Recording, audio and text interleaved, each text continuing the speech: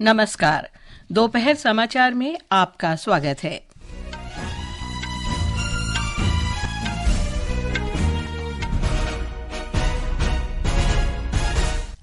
प्रधानमंत्री नरेंद्र मोदी को डोमिनिका के सर्वोच्च राष्ट्रीय सम्मान से सम्मानित किया जाएगा। झारखंड और महाराष्ट्र में विधानसभा चुनाव के लिए प्रचार जोरों पर। विभिन्न राजनीतिक दलों के शीर्ष नेता रैलियां और रोड शो कर रहे हैं। श्रीलंका में संसदीय चुनाव के लिए मतदान जारी। 43वां भारत अंतर्राष्ट्रीय व्यापार मेला नई दिल्ली के भारत मंडपम में शुरू। और बिहार में एशियन महिला हॉकी चैंपियनशिप में आज शाम भारत का मुकाबला थाईलैंड से होगा। दोपहर समाचार के साथ मैं लवलीन निगम। डोमिनिका ने प्रधानमंत्री नरेंद्र मोदी को अपने सर्वोच्च राष्ट्रीय सम्मान से अलंकृत करने की घोषणा की है। कोविड महामारी के दौरान डोमिनिका को राहत उपलब्ध कराने और दोनों देशों की साझेदारी मजबूत करने में योगदान के लिए प्रधानमंत्री मोदी को डोमिनिका अवार्ड ऑफ ऑनर से सम्मानित करने का निर्णय लिया गया है। एक रिपोर्ट। डोमिनिका के राष्ट्रपति सिल्वेनी बर्टन गयाना में इस महीने की 19 से 21 तारीख तक आयोजित होने वाले कैरिबियाई समुदाय और साझा बाजार शिखर सम्मेलन में ये सम्मान प्रदान करेंगी। डोमिनिका के प्रधानमंत्री कार्यालय के अनुसार भारत ने कोविड महामारी के दौरान डोमिनिका को एस्ट्राजेनेका कोविड वैक्सीन की 70,000 डोज की आपूर्ति की थी। प्रधानमंत्री नरेंद्र मोदी के नेतृत्व में भारत ने स्वास्थ्य देखभाल, शिक्षा और सूचना प्रौद्योगिकी में भी डोमिनिका की सहायता की है। डोमिनिका में जलवायु समायोजी भवन निर्माण और सतत विकास को बढ़ावा देने में भी प्रधानमंत्री मोदी की भूमिका महत्वपूर्ण रही है। डोमिनिका के प्रधानमंत्री रूजवेल्ट स्केरिट ने कहा कि ये सम्मान डोमिनिका के साथ प्रधानमंत्री मोदी की एकजुटता के प्रति कृतज्ञता की अभिव्यक्ति है और ये सम्मान प्रदान करना डोमिनिका के लिए गौरव की बात है। भूपेंद्र की रिपोर्ट के साथ समाचार कक्ष से मैं आशा निवेदी। इस सम्मान की स्वीकृति में प्रधानमंत्री मोदी ने जलवायु परिवर्तन, भू राजनीतिक संघर्ष की वैश्विक चुनौतियों से निपटने में सहयोग पर बल दिया। उन्होंने डोमिनिका और कैरिबियाई लोगों के लिए काम करने की भारत की प्रतिबद्धता दोहराई। झारखंड में विधानसभा चुनाव के दूसरे चरण और महाराष्ट्र में एक ही चरण में होने वाले मतदान के लिए प्रचार तेज हो गया है। झारखंड में राष्ट्रीय जनतांत्रिक गठबंधन एनडीए और इंडिया दोनों गठबंधनों के नेता मतदाताओं को अपने पक्ष में करने के लिए विभिन्न निर्वाचन क्षेत्रों में सभा और रैलियां कर रहे हैं। भाजपा के वरिष्ठ नेता और गृह मंत्री अमित शाह ने गिरिडीह में जनसभा को संबोधित किया। बाद में उनका गांडे और बोकारो में 3 चुनावी सभाओं को संबोधित करने का कार्यक्रम है, जबकि उत्तर प्रदेश के मुख्यमंत्री योगी आदित्यनाथ धनबाद, बोकारो और बेरमो में चुनावी रैली करेंगे। झारखंड मुक्ति मोर्चा के वरिष्ठ नेता और मुख्यमंत्री हेमंत सोरेन सारठ, दुमका और बोकारो में चुनावी सभाओं को संबोधित करेंगे। राजद, आजसू और वामपंथी दलों के नेता भी राज्य के विभिन्न हिस्सों में चुनाव प्रचार करेंगे। दूसरे चरण का मतदान इस महीने की 20 तारीख को होगा। भाजपा के वरिष्ठ नेता और उत्तर प्रदेश के मुख्यमंत्री योगी आदित्यनाथ ने धनबाद में जनसभा को संबोधित किया। इस दौरान उन्होंने आरोप लगाया कि झारखंड मुक्ति मोर्चा सरकार ने राज्य में घुसपैठियों को आने दिया। ये कांग्रेस नेतृत्व की, चाहे वो झारखंड मुक्ति मोर्चा हो, चाहे आरजेडी हो, चाहे माले के लोग हो, ये सब के सब लूट खसोट करने के लिए आए हैं। ये भ्रष्टाचार फैलाने वालों के लिए राजनीति में कोई जगह नहीं होनी चाहिए। यही आह्वान करने के लिए आज मैं आपके पास आया हूँ। वहीं दूसरी ओर झारखंड मुक्ति मोर्चा के वरिष्ठ नेता और मुख्यमंत्री हेमंत सोरेन ने देवघर के सारठ में एक चुनावी जनसभा को संबोधित किया। जिस तरीके से हम लोगों ने इस बार महागठबंधन बन करके एक मजबूत अलायंस बना करके जो कार्य योजना तैयार किया है, इस राज्य से भारतीय जनता पार्टी का जड़ को उखाड़ देने का हम लोगों ने संकल्प लिया।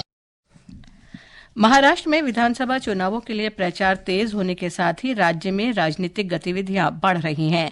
हमारी संवाददाता ने बताया है कि सभी प्रमुख राजनीतिक दलों के वरिष्ठ नेता अपने उम्मीदवारों के समर्थन में विभिन्न स्थानों पर चुनाव प्रचार कर रहे हैं। कांग्रेस नेता राहुल गांधी ने आदिवासी बहुल नंदुरबार जिले में एक रैली को संबोधित करते हुए भाजपा और आरएसएस पर वनवासी शब्द के इस्तेमाल को लेकर हमला बोला। राहुल गांधी आज नांदेड़ में एक और रैली को संबोधित करने वाले हैं। प्रधानमंत्री नरेंद्र मोदी आज महाराष्ट्र में 3 रैलियों को संबोधित करेंगे, जबकि उप मुख्यमंत्री और एनसीपी नेता अजित पवार निफाड़, दिंडोरी, सिन्नर और कोपरगांव में रैलियां करेंगे। एनसीपी एसपी प्रमुख शरद पवार पुणे जिले में प्रचार कर रहे हैं, जबकि शिवसेना यूबीटी प्रमुख उद्धव ठाकरे नेवासा और छत्रपति संभाजीनगर में रैलियां करेंगे। अंकिता आप्टे, आकाशवाणी समाचार, मुंबई। झारखंड और महाराष्ट्र दोनों राज्यों में मतगणना 23 नवंबर को होगी। निर्वाचन क्षेत्र प्रोफाइल की हमारी श्रृंखला में आइए अब जानते हैं महाराष्ट्र के नांदेड़ जिले के भोकर विधानसभा क्षेत्र के बारे में। ये चुनाव हाल में भाजपा में शामिल हुए अशोक चव्हाण के लिए एक महत्वपूर्ण परीक्षा हो सकती है।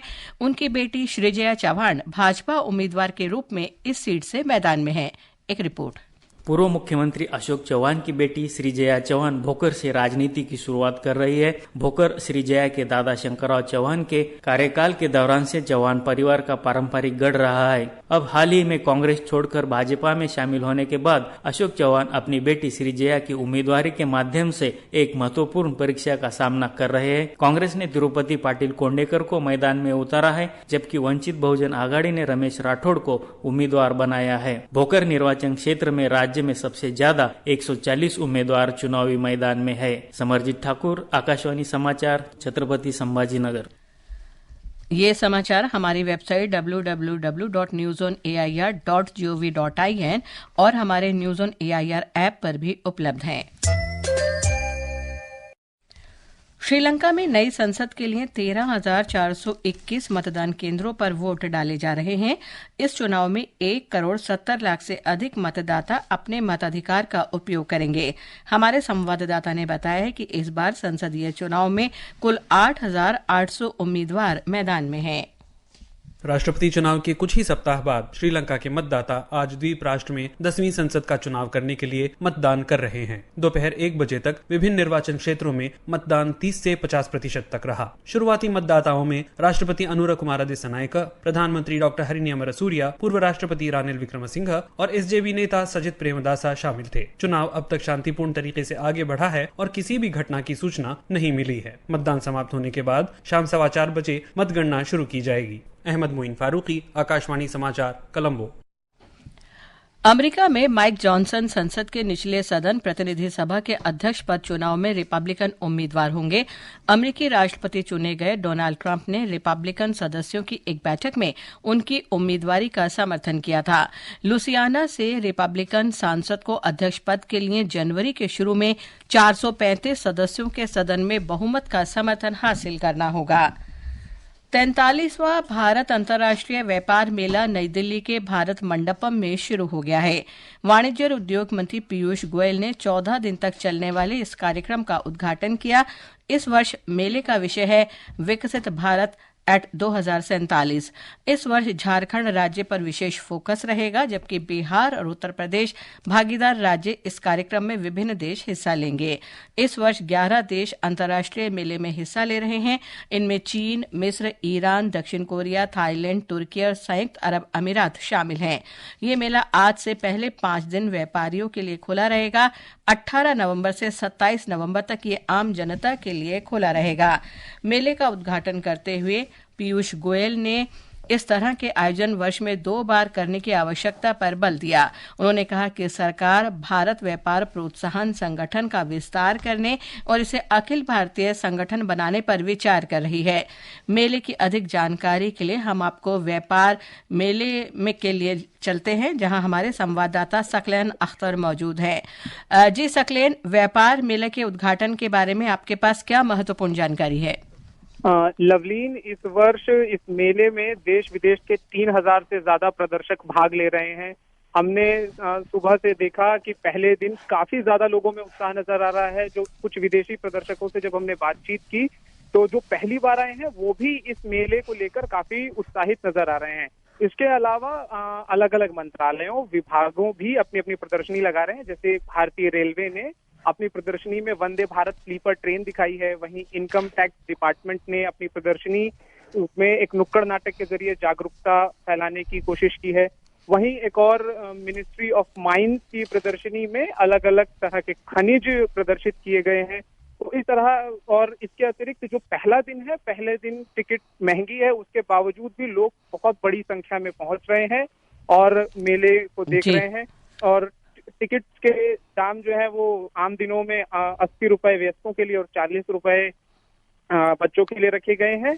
आगंतुक जो है सुबह 10 बजे से शाम 7:30 बजे तक भारत मंडपम के गेट नंबर 3, 5, 6 और 10 से मेले में प्रवेश कर सकते हैं। धन्यवाद सकलेन इस जानकारी के लिए। इस मेले में कोयला और खान मंत्री जी किशन रेड्डी ने खान मंत्रालय के पवेलियन का उद्घाटन किया।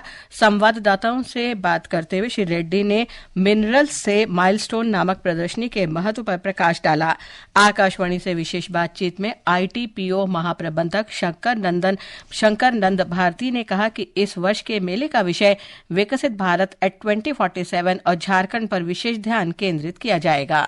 इस बार हम पिछले बार के मेले की तुलना में अधिक क्षेत्रफल में इसको आयोजित कर रहे हैं। इस व्यापार मेले में बिहार और उत्तर प्रदेश पार्टनर स्टेट के तौर पे हैं, साथ ही झारखंड फोकस स्टेट के तौर पे आ रहा है। इन स्टेट्स के अलावा 33 अलग अलग स्टेट्स और यूनियन टेरिटरीज, 49 भारत सरकार डिपार्टमेंट हो या PSUs हो, वो भी पार्टिसिपेट कर रहे हैं और 11 विदेशी कंट्रीज उनका भी पार्टिसिपेशन है।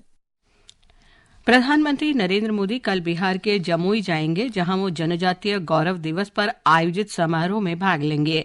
इस आयोजन के साथ ही भगवान बिरसा मुंडा की 150वीं जयंती वर्ष समारोह की शुरुआत हो जाएगी।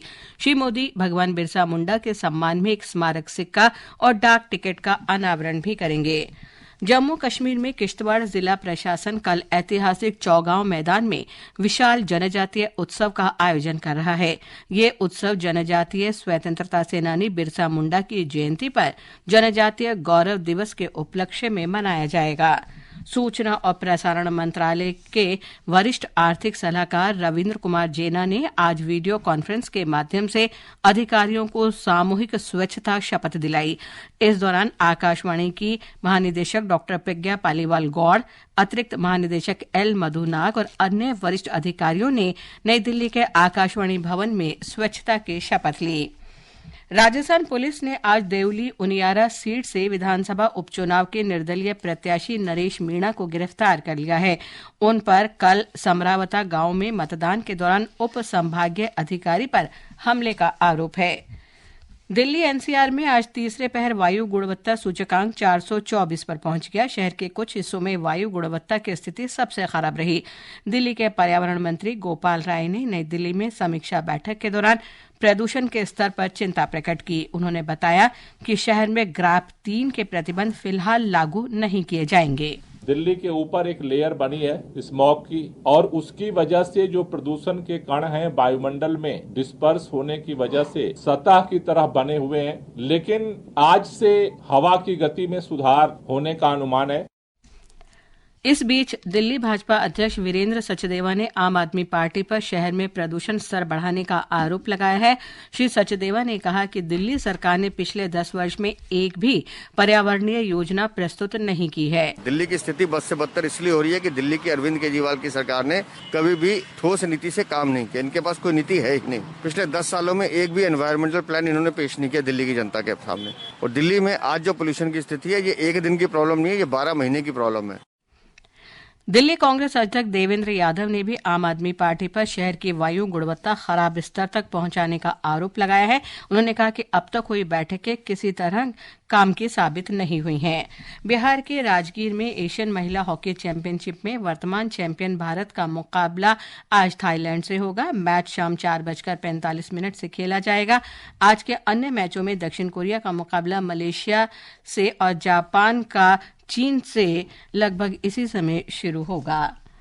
प्रधानमंत्री नरेंद्र मोदी ने आज पूर्व प्रधानमंत्री पंडित जवाहरलाल नेहरू को उनकी जयंती के अवसर पर श्रद्धांजलि अर्पित की है। सोशल मीडिया पर एक पोस्ट में श्री मोदी ने पूर्व प्रधानमंत्री का स्मरण किया। अंत में मुख्य समाचार एक बार फिर। प्रधानमंत्री नरेंद्र मोदी को डोमिनिका के सर्वोच्च राष्ट्रीय सम्मान से सम्मानित किया जाएगा। झारखंड और महाराष्ट्र में विधानसभा चुनाव के लिए प्रचार जोरों पर। विभिन्न राजनीतिक दलों के शीर्ष नेता रैलियां और रोड शो कर रहे हैं। श्रीलंका में संसदीय चुनाव के लिए मतदान जारी। 43वां भारत अंतर्राष्ट्रीय व्यापार मेला नई दिल्ली के भारत मंडपम में शुरू और बिहार में एशियन महिला हॉकी चैंपियनशिप में आज शाम भारत का मुकाबला थाईलैंड से होगा। इसके साथ ही दोपहर समाचार का ये अंक समाप्त हुआ। नमस्कार।